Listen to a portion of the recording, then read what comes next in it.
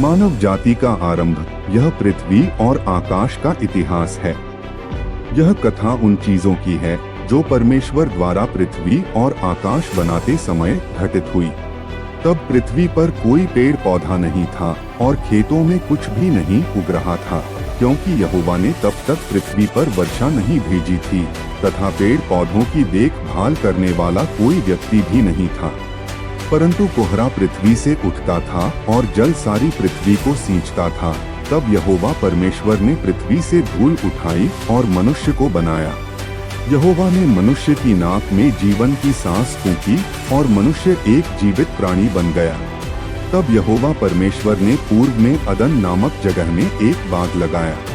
यहोवा परमेश्वर ने अपने बनाए मनुष्य को इसी बाग में रखा। यहोवा परमेश्वर ने हर एक सुंदर पेड़ और भोजन के लिए सभी अच्छे पेड़ों को उस बाग में उगाया। बाग के बीच में परमेश्वर ने जीवन के पेड़ को रखा और उस पेड़ को भी रखा जो अच्छे और बुरे की जानकारी देता है। अदन से होकर एक नदी बहती थी और वह बाग को पानी देती थी।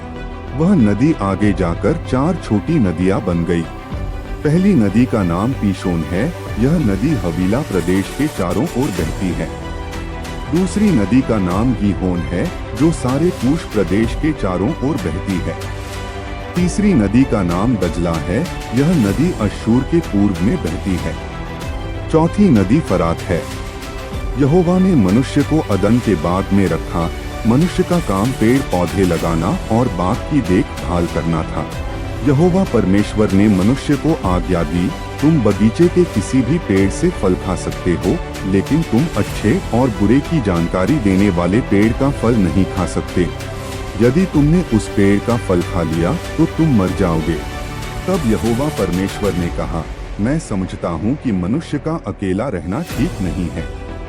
मैं उसके लिए एक सहायक बनाऊंगा जो उसके लिए उपयुक्त होगा। यहोवा ने पृथ्वी के हर एक जानवर और आकाश के हर एक पक्षी को भूमि की मिट्टी से बनाया। यहोवा इन सभी जीवों को मनुष्य के सामने लाया और मनुष्य ने हर एक का नाम रखा। मनुष्य ने पालतू जानवरों, आकाश के सभी पक्षियों और जंगल के सभी जानवरों का नाम रखा। मनुष्य ने अनेक जानवर और पक्षी देखे, लेकिन मनुष्य कोई ऐसा सहायक नहीं पा सका जो उसके योग्य हो। अतः यहोवा परमेश्वर ने मनुष्य को गहरी नींद में सुला दिया और जब वह सो रहा था, यहोवा परमेश्वर ने मनुष्य के शरीर से एक पसली निकाल ली। तब यहोवा ने मनुष्य की उस त्वचा को बंद कर दिया जहाँ से उसने पसली निकाली थी। यहोवा परमेश्वर ने मनुष्य की पसली से स्त्री की रचना की। तब यहोवा परमेश्वर स्त्री को मनुष्य के पास लाया और मनुष्य ने कहा, हमारे समाने एक व्यक्ति, इसकी हड्डियां मेरी हड्डियों से आई, इसका शरीर मेरे शरीर से आया। क्योंकि यह मनुष्य से निकाली गई, इसलिए मैं इसे स्त्री कहूँगा। इसलिए पुरुष अपने माता पिता को छोड़कर अपनी पत्नी के साथ रहेगा और वे दोनों एक तन हो जाएंगे। मनुष्य और उसकी पत्नी बाग में नंगे थे, परंतु वे लजाते नहीं थे। यहोवा परमेश्वर ने जितने बनेले पशु बनाए थे, उन सब में सर्प धूर्त था। और उसने स्त्री से कहा, क्या सच है कि परमेश्वर ने कहा कि तुम इस वाटिका के किसी वृक्ष का फल ना खाना? स्त्री ने सर्प से कहा, इस वाटिका के वृक्षों के फल हम खा सकते हैं, पर जो वृक्ष वाटिका के बीच में है, उसके फल के विषय में परमेश्वर ने कहा है कि न तो तुम उसको खाना और न उसको छूना, नहीं तो मर जाओगे। तब सर्प ने स्त्री से कहा, तुम निश्चय न मरोगे, वरन परमेश्वर जानता है कि जिस दिन तुम उसका फल खाओगे उसी दिन तुम्हारी आंखें खुल जाएंगी और तुम भले बुरे का ज्ञान पाकर परमेश्वर के तुल्य हो जाओगे। सो जब स्त्री ने देखा कि उस वृक्ष का फल खाने में अच्छा और देखने में मनभाव और बुद्धि देने के लिए चाहने योग्य भी है, तब उसने उसमें से तोड़कर खाया और अपने पति को भी दिया और उसने भी खाया। तब उन दोनों की आंखें खुल गई और उनको मालूम हुआ कि वे नंगे हैं। सो उन्होंने अंजीर के पत्ते जोड़ जोड़ कर लंगोट बना लिए। तब यहोवा परमेश्वर जो दिन के ठंडे समय वाटिका में फिरता था, उसका शब्द उनको सुनाई दिया। तब आदम और उसकी पत्नी वाटिका के वृक्षों के बीच यहोवा परमेश्वर से छिप गए। तब यहोवा परमेश्वर ने पुकारकर आदम से पूछा, तू कहाँ है? उसने कहा, मैं तेरा शब्द बारी में सुनकर डर गया क्योंकि मैं नंगा था, इसलिए छिप गया। उसने कहा, किसने तुझे चिताया कि तू नंगा है? जिस वृक्ष का फल खाने को मैंने तुझे वर्जा था, क्या तूने उसका फल खाया है? आदम ने कहा, जिस स्त्री को तूने मेरे संग रहने को दिया है, उसी ने उस वृक्ष का फल मुझे दिया और मैंने खाया। तब यहोवा परमेश्वर ने स्त्री से कहा, तूने यह क्या किया है? स्त्री ने कहा, सर्प ने मुझे बहका दिया, तब मैंने खाया। तब यहोवा परमेश्वर ने सर्प से कहा, तूने जो यह किया है, इसलिए तू सब घरेलू पशुओं और सब बनैले पशुओं से अधिक शापित है।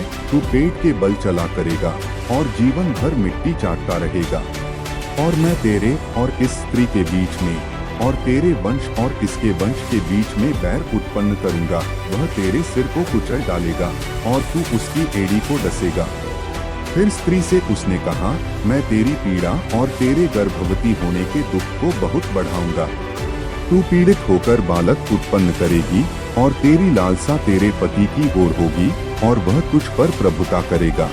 और आदम से उसने कहा, तूने जो अपनी पत्नी की बात सुनी और जिस वृक्ष के फल के विषय में मैंने तुझे आज्ञा दी थी कि तू उसे न खाना, उसको तूने खाया है, इसलिए भूमि तेरे कारण शापित है। तू उसकी उपज जीवन भर दुख के साथ खाया करेगा और वह तेरे लिए कांटे और ऊंटकटारे उगाएगी और तू खेत की उपज खाएगा और अपने माथे के पसीने की रोटी खाया करेगा और अंत में मिट्टी में मिल जाएगा, क्योंकि तू उसी में से निकाला गया है। तू मिट्टी है और मिट्टी में ही फिर मिल जाएगा।